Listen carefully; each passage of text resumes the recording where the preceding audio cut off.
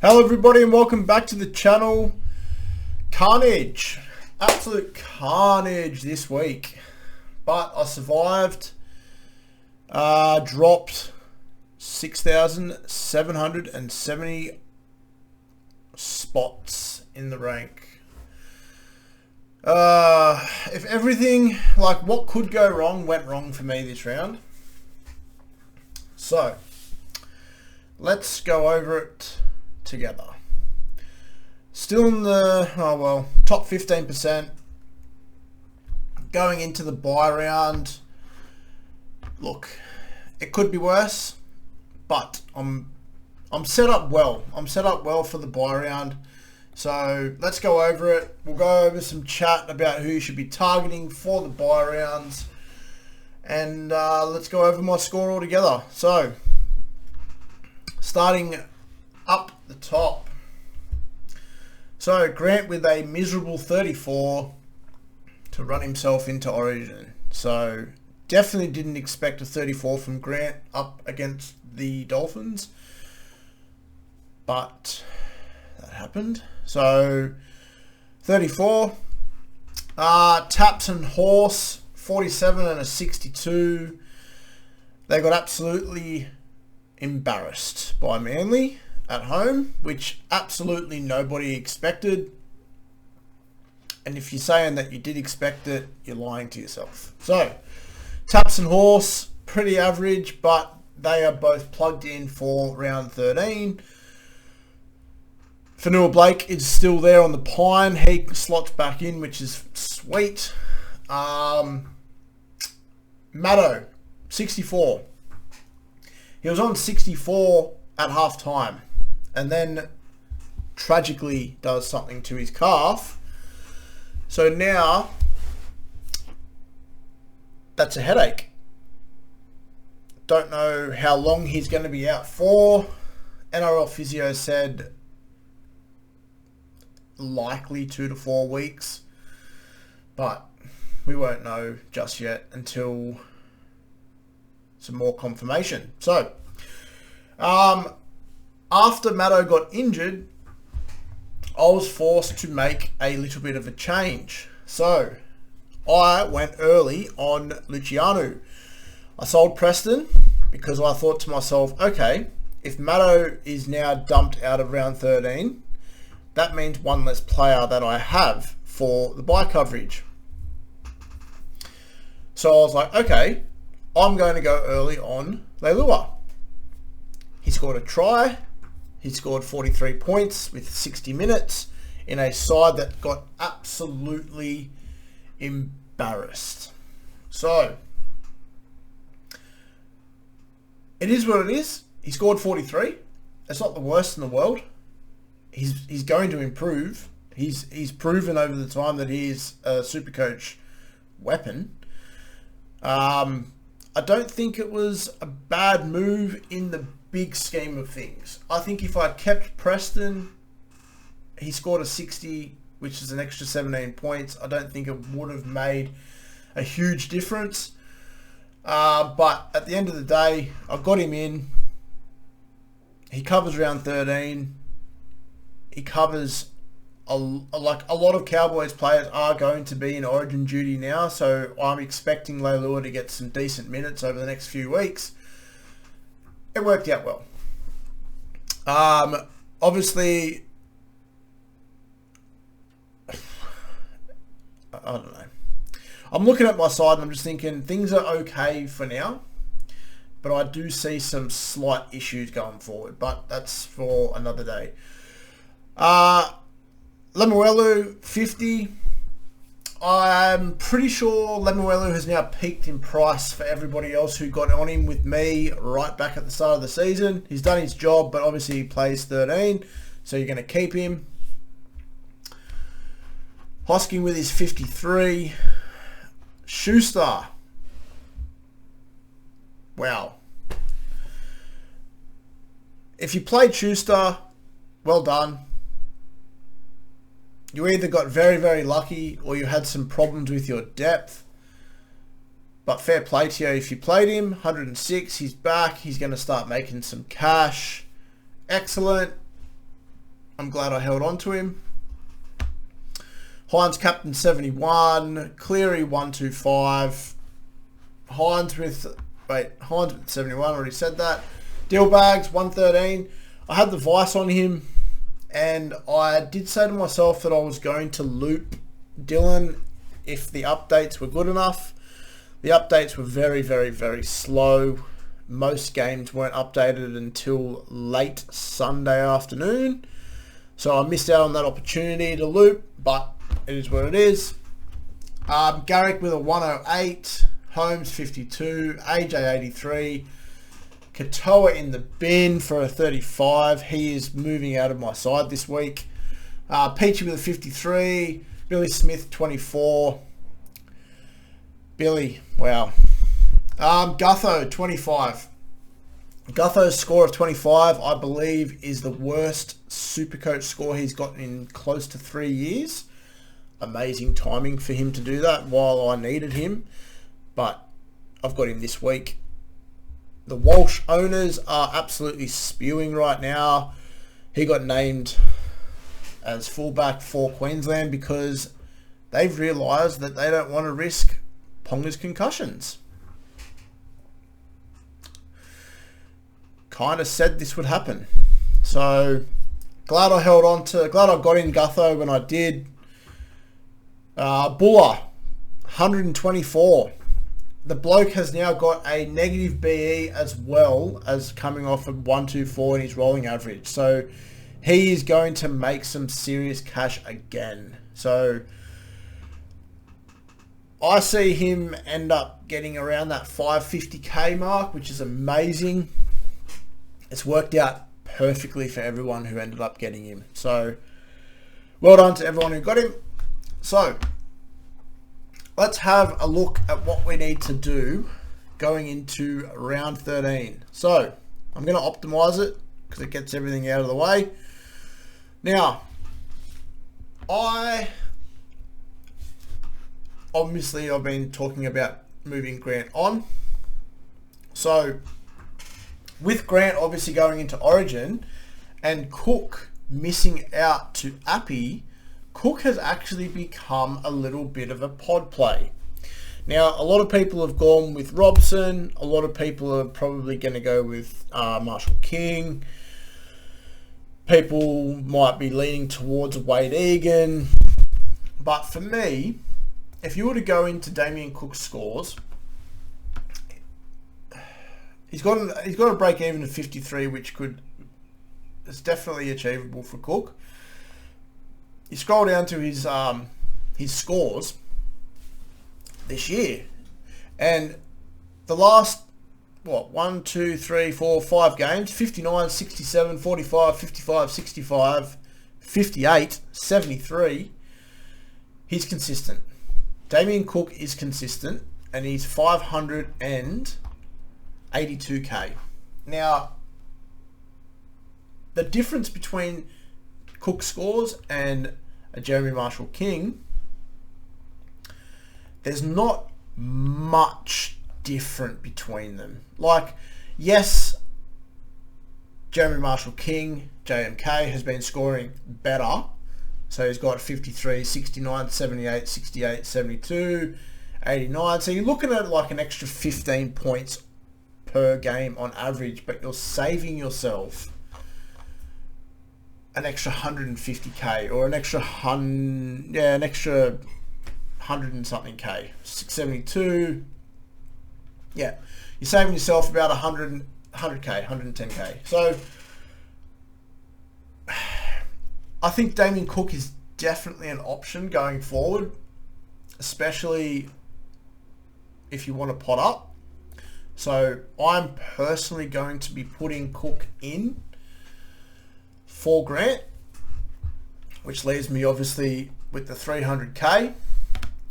Maddo has become a problem, obviously with his injury. I'm expecting him to be sidelined for at least 3 to 4 weeks.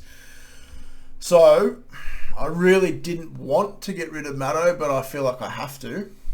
So if we go into our side and we have a look at who's playing 13, we also want to avoid trying to get in players right now that are going to miss round 14 as well. So Olakau'atu is obviously a good option this week because he missed out on Origin duties, but he doesn't play round 14. That hurts. So also, if you haven't got Hopgood by now, I don't think Hopgood is someone who you would bring in straight away right now, obviously because he doesn't play next week. So you could probably hold off another couple of weeks on Hopgood. Players like Tohu, players like Jack Bird, players like... There's really not many options, to be quite honest with you. Like Jackson Ford, if you haven't got him already, now would be probably a good time to get him or get him back if you sold him. There's really, honestly, there really isn't much going on. I'm probably going to go with Tohu,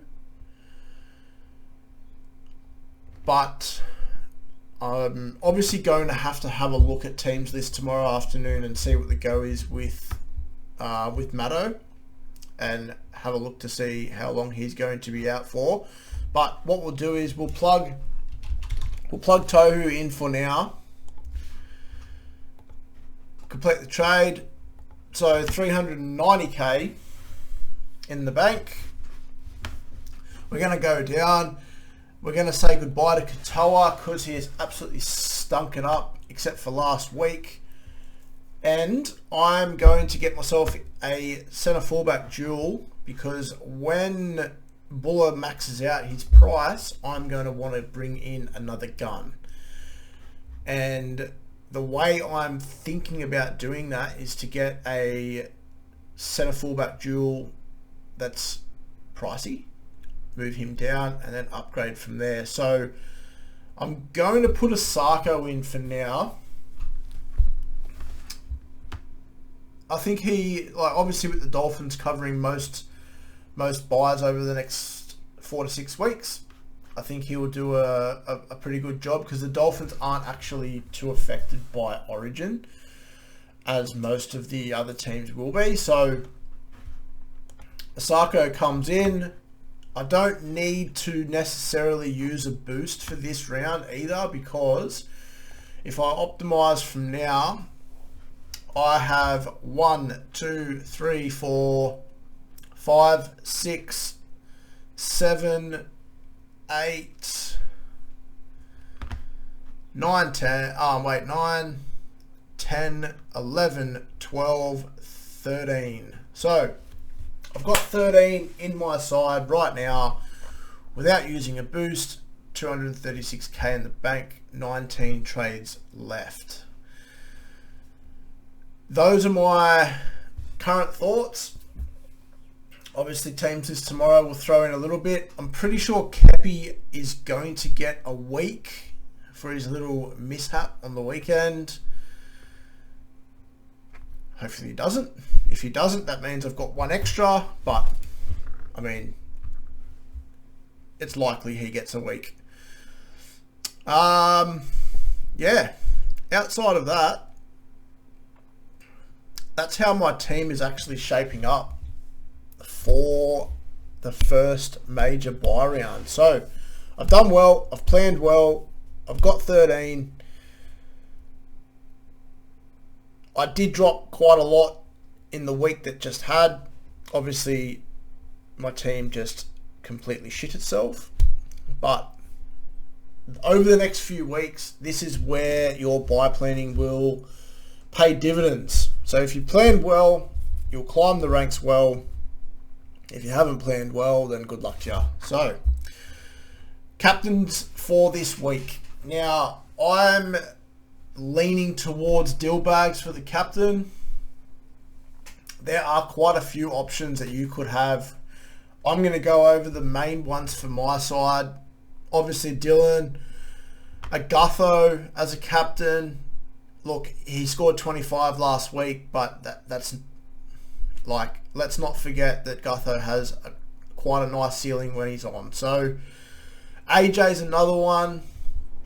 you've still got Cody. You've still got Cody setting up the tries for AJ. So I wouldn't look past AJ if you've got him. Garrick, definitely another captain choice. Even Asako up against the Dragons, up at Suncorp. That's another captain choice that I could have. Your Tohus, Tarps, the Horse, even a Fanua Blake. Like, if I was to put Fanua Blake in the side, which I am, the Broncos are going to be missing a lot of key players. They're going to be missing Huss. They're going to be missing Carrigan. They're going to be missing Cobbo. I think Fanua Blake could absolutely run amok through the middle in that game, and I am very, very happy to own him. So, those are my captain choices for the week. Currently on deal bags.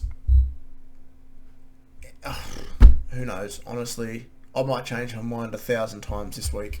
But other than that, pretty happy. What else can we talk about?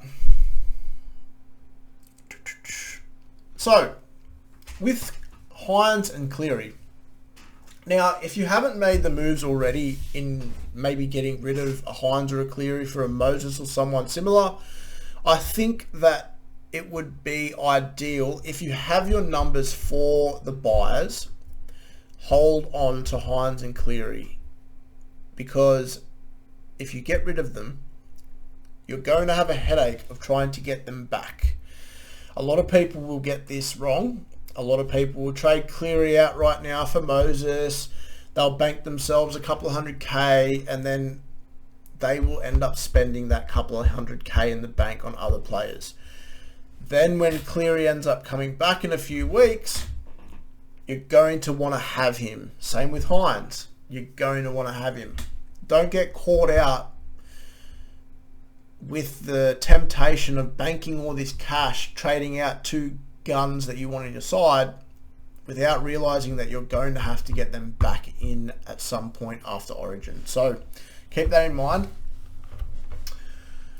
Other than that, players that I'm looking to move on, Peachy. So Peachy's 452k. I'm pretty sure Peach has a low break even. Yeah, he does. So he's got a low break even of 9. Tago's due back, I'm pretty sure, in the next couple of weeks. So keep an eye on that. Peach could definitely be moved on. I think he's done his job. He is a handy jewel, so if you need someone, a 2RF to plug in for the buyers. Yes, the Panthers have the Dragons next week, so it could definitely still be a hold. But just keep in mind that Tago is due back. Billy Smith. I feel like Billy Smith is one of those players that you get him in for a couple of weeks and then you're literally going to want to get rid of him straight away. And I can see it happening already. So I think I've fallen into another trap, as with a large number of people who traded in Billy Smith as well. So hindsight wins again. But hey, who knows? He could come out next week and prove us all wrong. But I don't like the look of Billy Smith.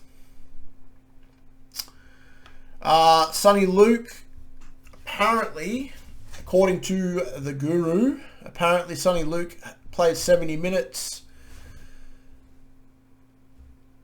in reserve grade, which is a sign that he will start to play some more minutes through the Origin period, with Mitch Kenny playing more of a 13 role. So, if you've got Sonny, there might be some sunshine heading our way finally. But I am definitely not getting my hopes up, because he has been an AE nightmare from the second that I've got him in. That's just about will do it, I think. So going into round 13, 19 trades left. We got 13 really good players lined up, 236k in the bank. I'm set. I'm ready to rock and roll. I've got enough players to play for round 14 as well. as well as round 16. We'll have a look. So obviously round 16 is looking a little bit grimmer than round 13, but you'll still be able to field a side. So Gutho, Buller, Peach, if you don't get rid of him, Billy Smith, if you don't get rid of him, Garrick, Holmes might play. I don't know if he'll back up or not. Dillbags, Manu will be back by then. Schuster, Kepi, Hosking, Leilua. Obviously, you don't want to go too mental on your trades because by the time round 16 rolls around, you're going to want to use some as well. So that'll just about do it. Good luck again for the week. Let me know how you went. Let me know how you went in the comments. Let me know your numbers for round 13. Let me know who you're trading in. Let me know who you're trading out. Leave a like. It helps the channel. Other than that, hope everyone has a really good week. And I will potentially make another video before lockout on Thursday if there's a lot of surprises coming out of teams this Tuesday. So other than that, enjoy the week. Good luck this weekend and see you all at the end of the week. See ya.